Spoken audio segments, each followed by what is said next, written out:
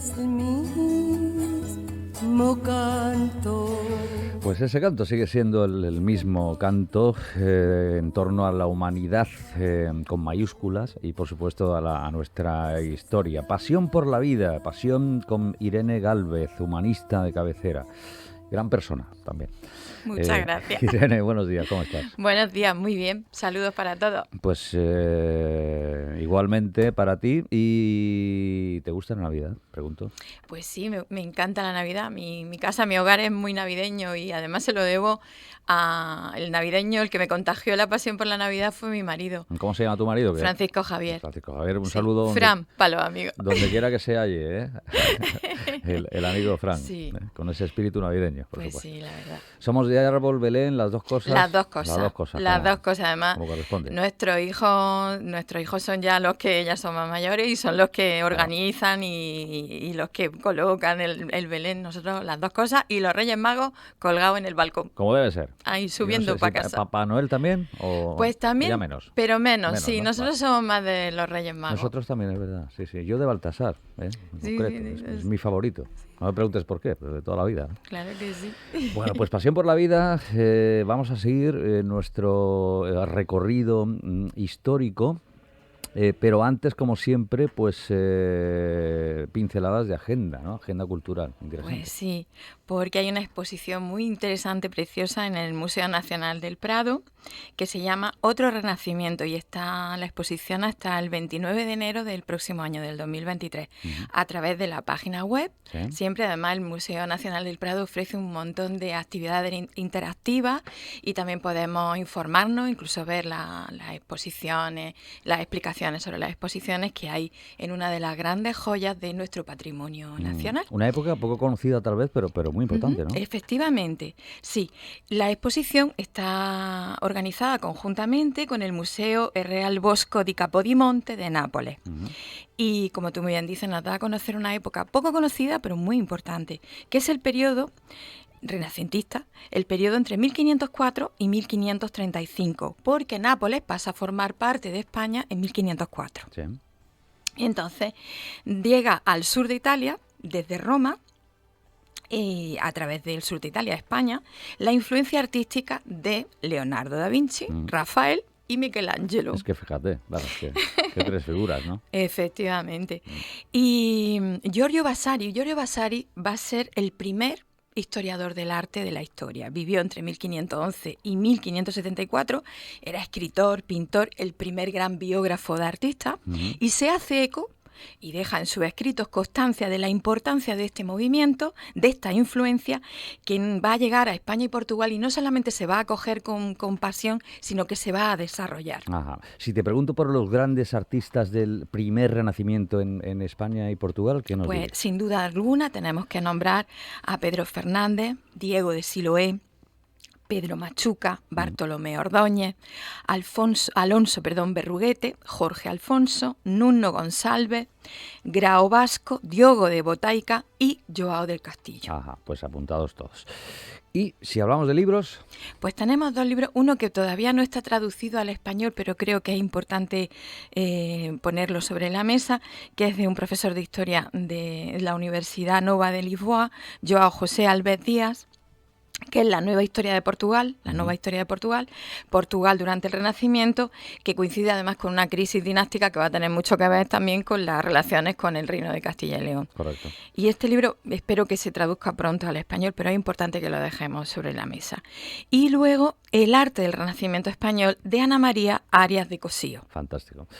Pues rinconcito cultural, agenda y por supuesto pues recomendaciones literarias. Y ahora sí, nos adentramos en nuestro viaje a través de la historia de España. Sí. Estábamos con logros y familia de Alfonso XI de Castilla. Exacto, uno de los grandes monarcas de la historia de España, de la historia del Reino de Castilla y León y de la historia de España. Además que heredó la corona siendo un infante, un niño. Muy Claro, sí, siendo un niño, lo cual que significa que tuvo que tener un periodo de regencia. Y en ese periodo de regencia, que va a ser un periodo muy difícil, con muchísimos conflictos, va a haber varias figuras clave a su alrededor que van a influir en su formación y en su educación. La primera es la grandiosa María de Molina, la reina prudente María de Molina, una mujer con gran personalidad, con capacidad resolutiva, pero al mismo tiempo con una capacidad de entender las relaciones de poder y el momento histórico que le tocó vivir. Y eso va a ser muy importante. Le cogió ya con una edad avanzada. Sí. No obstante, ella marcó de una manera muy positiva la personalidad del monarca. Ella era la esposa de Sancho IV, ¿no? Exacto, era su abuela por línea paterna. Ajá. Más datos. Pues otro personaje que además es muy importante para la historia de la literatura española, que va a estar durante el periodo de regencia y durante la infancia del rey Alfonso XI, va a ser el infante don Juan Manuel, que nació, fíjate que los nombres de los pueblos de España son tan bonitos, Escalona de Alberche, Anda. en Toledo, Toledo, el 5 de mayo de 1282, y falleció en Córdoba, Córdoba Bella, siempre, en 1348. Y es el autor ni más ni menos que del Conde Lucanor. Ahí es nada. Ahí es nada, una novela que podemos englobar dentro de las novelas ejemplares, ¿no? La prosa medieval. Digamos, Efectivamente, o sea, el infante don Juan Manuel es uno de los autores principales de la prosa medieval de ficción, no religiosa, sino de ficción. Y si hablamos de referente, sobre todo en la educación de Alfonso XI, fundamental también, ¿no? Importante. Importantísimas. Estas figuras van a marcarlo de manera muy, muy positiva. Año 1325, ¿qué ocurre? Un año importante. Importantísimo, porque el monarca tiene 14 años, pero ya se decide darle su mayoría de edad y con lo cual acceder de pleno derecho, termina la regencia y acceder de pleno derecho al trono. Con 14 años. Con 14 años, claro. Tenemos que ponernos en el ámbito. En ese contexto, sí, sí. Claro, en el ámbito de la época. No obstante, no deja de ser un adolescente. Claro que supongo que sería muy complicado, muy duro, ¿no? Sí, porque además, como decíamos anteriormente, no había sido, el periodo de regencia había sido muy complicado, porque claro, un rey menor de edad, pues los nobles castellanos tenían muchísimas ambiciones de poder. Recordemos que Castilla se llama así porque cada noble tenía su castillo. Total. Para hacer valer sus ambiciones, sus intereses. Entonces, claro, a la menor debilidad de la monarquía, pues allá que estaban. Y la actuación de los nobles van a repercutir también en revueltas campesinas, en conspiraciones constantes. Y el pulso ahí de doña María de Molina va a ser decisivo para ir frenándolos de parapeto. Y ese ejemplo va a calar profundamente en el monarca. Irrumpen familias destacadas de la nobleza en aquella época, ¿no? Los Lara, por ejemplo, los Haro y los Meneses. Sí, es en ese momento van a ser las tres grandes familias de la nobleza, de la gran nobleza castellano-leonesa. Exactamente. Hay que seguirles la pista porque van a tener mucho que ver en el conflicto familiar y político que va a haber a la muerte del monarca. Hasta llegar a nuestro año. Sí, al año. Y nuestra reina Isabel, que la reina Isabel va a tener que bregar, como decían los antiguos, como decían en el Quijote, bregar con la ininterrumpida ambiciones de la nobleza de Castilla. Esas dificultades incentivaron precisamente, motivaron el desarrollo de una sensibilidad política diferente, ¿no? Sí. Afortunadamente, es que además Alfonso XI es el paradigma del, como yo digo, y que luego no hablará de eso Nicolás Maquiavelo, tan mal interpretado injustamente. Por eso a mí siempre me gusta decir, ojo, con Nicolás Maquiavelo, que hay que verlo como o sea, no era como se le ha pintado. No, es es que claro, decir la verdad es que decir la verdad, esto es lo que hay. Te puede gustar más o te puede gustar menos. Entonces, la descripción y la explicación valientemente que hace Nicolás Maquiavelo de las relaciones de poder es para quitarse el sombrero. Y esta fue vigente en su momento y a día de hoy también. ¿Cómo fue todo ese periodo? Bueno, pues en ese periodo lo que pretende hacer el rey es atajar las discordias que venían y además reforzar el poder monárquico. Durante el periodo de regencia se va a crear por parte tanto de los procuradores que representaban en las Cortes a las villas y ciudades de Castilla una institución que es la Hermandad General, que como ellos decían era para guardar señorío el servicio del rey, en 1315. Pero el rey, cuando sube al trono, la va a disolver en 1325. ¿Para qué? Para atajar todo tipo de suspicacias que amenazaran la paz entre sus reinos. Objetivo fundamental, recomponer el poder real. Exactamente. Entonces, con esa sensibilidad política sobresaliente que fue construyendo el rey, esa virtud va a caracterizar el ejercicio del poder de este monarca. Entonces, además, destaca su habilidad para escoger los colaboradores. Y eso es tan importante. Total. Ayer, hoy y siempre. Sí, absolutamente, vamos. Hilo fino, ¿no? Ahí, muy fino, sí señor, hilo muy fino, pero que muy fino. Además, como otros de sus antecesores, él va a contar con judíos en la corte. Es muy importante la comunidad judía en España y después, por desgracia, después de la expulsión. Y la cultura sefardí es interesantísima, importantísima. De hecho, hay una emisora de radio en Jerusalén que es Radio Sefarad. Ajá. Hay un nombre que destaca, que es Yusuf de Écija. Sí, además fue un importante ministro dentro de la corte del rey y además fue uno de los constructores de una de las sinagogas que hubo en Sevilla. Él se preocupaba de la cultura, comprometido con un profundo sentido de la justicia. Así es. Y sobre todo muy generoso con personas leales, ¿no? Claro, es que en las relaciones del poder, contar con buenos colaboradores que además hagan equipo, trayéndolo a términos de hoy, que hagan equipo y que sean leales a un proyecto político, leales a una forma de gestionar el poder, de gobernar, de administrar, eso es vital. Ayer, hoy y siempre, vamos. Sí. A lo largo de los tiempos, ¿no? Sí, señor. Otro nombre destacable, Hernán Sánchez de Valladolid. Sí, para comprender en toda su profundidad y buscar más datos y demás, para entender el periodo del reinado de Alfonso XI, Fernán Sánchez de Valladolid, como muy bien señala, era secretario del monarca y escribió la crónica de Alfonso XI. Y es pues hacer registro de la acción de gobierno, de la vida. Además, también se incluyen aspectos de la vida personal del monarca y es una obra imprescindible. En 1332 la cosa empieza a ir tomando forma. Sí, porque se van a incorporar a la corona de Castilla las tierras de Álava. Impulsó además la intervención de los juristas, letrados, en las tareas de gobierno. Sí, esto que señala es fundamental. Es de esos momentos históricos que hay que no perder de vista nunca y en nuestra idea, de nuestro pensamiento histórico, tenemos que tener presente. Se habían fundado universidades, las primeras universidades durante la Edad Media, y se estaban desarrollando.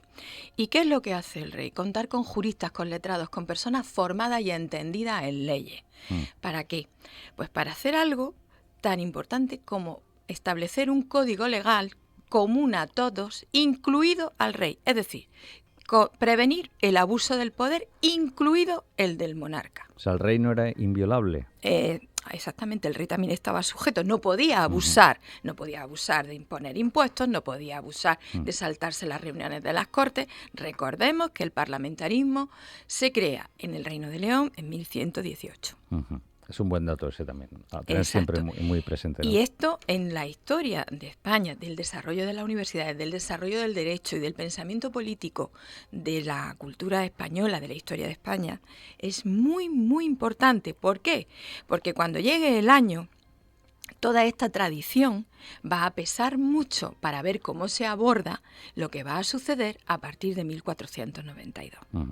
Otro lugar y otra fecha que marcamos, 1348, Alcalá de Henares. Claro, concatenación de lo que hemos dicho antes. ¿Por qué? Porque esto va a cristalizar en que se aprueba en Alcalá de Henares el ordenamiento de Alcalá de Henares, que es un código jurídico que está basado principalmente en el derecho romano. O sea, arraiga en la más profunda tradición de la historia de España, de la Hispania romana, del derecho romano, así como las partidas de Alfonso X, el Sabio, el fuero real y los fueros de las Cortes de Burgos, de las Cortes de León, etcétera. Es decir, un documento de la historia del derecho en España importantísimo. Y en la faceta comercial, es decir, también impulsó, desarrolló, ¿no? Sin duda. Sí, el rey Alfonso XI va a desarrollar el comercio exterior, sobre todo todos conocemos la lana de Castilla, la oveja merina, la oveja churra, la merina, la lana merina que ha llegado, la exportó España hasta a Australia. Se suele decir que conviene no mezclar churras con merinas, ¿no? Exacto, eso es del refranero español más profundo y parte de aquí. La oveja merina se criaba especialmente para la lana y la churra para la carne. Ujú. Se establecieron delegaciones comerciales, por ejemplo, en Brujas, ¿no? Exacto, del Reino de Castilla y León, llegaron a Brujas y se establecieron allí delegaciones comerciales y demás. Y además aprovechando un momento delicadísimo en toda Europa, porque el siglo XIV está marcado por la Guerra de los 100 años entre Inglaterra y Francia, Sí. y el rey Alfonso XI mantiene en la neutralidad a el Reino de Castilla y León. Ujú. Y en cuanto a la política exterior, Sí, ¿qué pues, nos puedes contar? pues va a estar marcado por eso, porque ese conflicto va a hacer zozobrar toda la política exterior en Europa. Y teniendo siempre en cuenta que tienes la amenaza del Imperio Otomano por un lado, la piratería del berberisca y demás, y todo eso cómo va a incidir en las relaciones comerciales en el Mediterráneo y demás, que también lo vimos más profundamente con el Reino de Aragón. Pero el rey Alfonso XI tiene muy claro que en ese conflicto no tiene que intervenir. Y eso va a hacer que sus relaciones comerciales, el comercio de Castilla, se desarrolle muchísimo más. Y los paños de Castilla se vendan y de hecho se asienten en Brujas. Postura inteligente, vamos. Pues sí, él Absolutamente. se da cuenta que ese conflicto no nos trae nada, no traía nada bueno. Hay otro nombre, sin duda, pues muy influyente en la vida de Alfonso XI, que es el de Leonor de Guzmán. Sí, señora, aquí ya hemos llegado de pleno a su vida familiar. El rey va a conocer a Leonor de Guzmán en el verano de 1327. Él vuelve a Sevilla desde la campaña de Olvera en Cádiz y allí la va a conocer. Leonor de Guzmán era viuda, estaba casada con un noble, tenía 17 años, la misma edad que el rey. Y era viuda, se había casado muy jovencita, pero lo que era en la época, pero su marido había fallecido y ya se había quedado viuda y sin hijos, ¿no? Sí. Y fue lo que se suele decir un flechazo. A primera vista, vamos. Totalmente. Ya estuvieron juntos el resto de... El resto de su vida, de su vida. toda la vida. Y además con una relación que se fue fortaleciendo. Ellos empatizaron tanto por carácter, ella supo apoyarlo, él la supo apoyar a ella. Y hubo pues todo tipo de presiones por parte de la corte, de la familia, de su suegro, para que rompieran la relación, pero no lo lograron. Ellos tuvieron una relación y además, que es raro en esa época, de fidelidad inclusive. Pero claro, esto va a chocar con los intereses políticos, porque sabemos que los matrimonios de interés político era lo normal. Sí, estaban a la orden del día, en este caso con Portugal, ¿no? Exactamente, claro. Y en 1328... En interés precisamente de lo que tú señalabas, las relaciones con Portugal, el rey se casa con la princesa portuguesa María de Portugal. Y no congeniaron, aparte de... Claro, es que fíjate qué situación, es que no es fácil, por eso es que la realidad no cabe en un concepto. Totalmente, Sí, es que totalmente.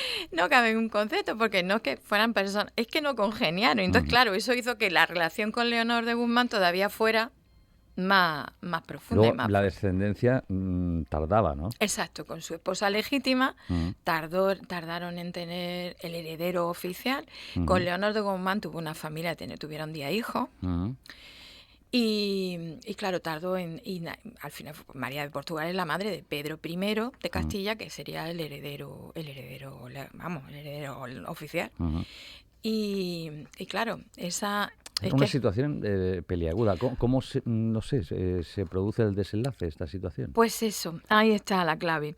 Pues en 1330, que no se llevaba con María de Portugal, en 1330 la relación es pública. Y de hecho, la reina de hecho es Leonor de Guzmán. María de Portugal está relegada en un convento, en el convento de San Clemente, que está en Sevilla. De hecho, descansa allí, sí. María de Portugal. Y claro, imagínate las tensiones y lo que eso suponía. Porque ella, que era la reina oficial, la reina legítima, totalmente relegada. ¿Qué va a pasar? Pues que en la corte, pues todo el mundo se van a hacer camarillas. Evidentemente, mientras vive el rey, unas camarillas a favor de Leonor de Guzmán, alrededor de Leonor de Guzmán. Pero fíjate que Leonor de Guzmán era una mujer inteligente y también sabía entender las relaciones de poder. No va a usar es que ninguno eran personas mezquinas, ni que... Es que para llevar esta situación hay que... Sí, hay que estar muy centrados. Ahí ¿no? está. ¿Qué le preocupaba a Leonor de Guzmán? El bienestar de su hijo, porque no era consciente de la situación. El futuro también. Exactamente, el futuro de su hijo. Ya no solo de sus hijos, sino si quieres de la nación, ¿no? Es que es todo. A María de Portugal, porque el padre de María de Portugal va a presionar también para que rompa con Leonor y no lo va a conseguir. Y claro, María quiere proteger a su hijo, Pedro, y evidentemente ahí se va a crear un rencor y unas cosas que, en fin, que nunca traen nada bueno. Uh-huh. Claro. Como conclusión, Irene, ¿qué diríamos? Pues vamos a hablar, porque hay que pararse con detalle, en cómo se va el desenlace de esta situación familiar, que evidentemente va a llegar con el fallecimiento del rey, Alfonso XI. Y cómo esas camarillas, cuando muere el rey, se van a posicionar. Esto es un tablero de ajedrez, que nos gusta a nosotros siempre mucho ponerlo. Entonces, claro, en el momento que fallece el rey, donde estaban las piezas, me voy a colocar en otro sitio. Correcto. Ahí. Correcto. Y eso va a crear tensiones. Y esas tensiones van a tener un desenlace no exento de tragedia. Pues seguiremos el recorrido por la historia de España en el siguiente episodio, ya en el próximo año. Fíjate qué lejos suena, ¿eh? El año que viene te veo. El año que viene volveremos a sentir la pasión por la vida, las humanidades y, naturalmente, pues la historia de eso que nunca nos falte. Que nunca falte. Tu columna no perdona ni siquiera en Navidad, ¿no? No. El jueves y en el Diario de Almería. Sí, en el Diario de Almería, que siempre le estoy muy agradecida y soy muy feliz de escribir ahí. Y en Libertad Quijotesca. Libertad Quijotesca. Que es mi columna. ¿Cómo se te ocurrió ese nombre, ese lema, digámoslo así? Porque yo tengo, desde que era niña, tuve una profesora de literatura y lengua que era Pura López Cortés, a la que nunca me cansaré de rendir homenaje, que me puso en contacto, nos enseñó, era una apasionada de la literatura, de la poesía, ella era autora de poesía. Autora, eso te iba a decir. Yo tuve la suerte de coincidir con ella, bueno, y entrevistarla mínimo un par de veces, recuerdo. Era maravillosa, además transmitía un cariño a su alumna. Es que era... Y ella me puso el gusanillo de la literatura. Yo la primera vez que leí El Quijote fue gracias a ella. Y ya me quedé con él para siempre. Y ya empecé ahí a investigar quién era Cervantes. Entonces, para mí El Quijote es algo tan... Yo creo que he estudiado humanidades también en parte de eso. Y fíjate, luego en la universidad... Cuando tuve a Agapito de profesor, se conecta Pura López Cortés con Agapito maestre. Y nos decía Agapito en clase, nos hablaba lo mismo que decía Pura, la libertad quijotesca, el espíritu de luchar por la libertad, con esa dignidad que tenía. Y luego vi la película, el musical que hicieron Peter O'Toole y Sofía Loren como Dulcinea del Toboso. Esa canción, es que es todo. Y de ahí fue la idea. Y nos decía Agapito en clase, dice, no hay nada más que levante más ánimo y que moleste a los que quieren amargarnos la existencia, que la libertad quijotesca. Y entonces... Dicho y hecho. Dicho y hecho. Ahí está. Pues cada jueves en el Diario de Almería, con Libertad Quijotesca. Irene Calvet. Muchísimas gracias. Pues lo dicho, que nos gusta la Navidad, que tiene sus cositas y cositas muy, muy, muy buenas. Y la felicitamos desde aquí, por supuesto. Sí, muchas felicidades a todos nuestros queridos oyentes. Y por un próspero año. Por un próspero año y seguir siendo humanistas y amando nuestra pasión por la vida y deseándole lo mejor a todos nuestros queridos oyentes. Eso siempre. Irene, cuídate mucho y hasta lo dicho, el año que viene. Hasta el año que viene. Gracias.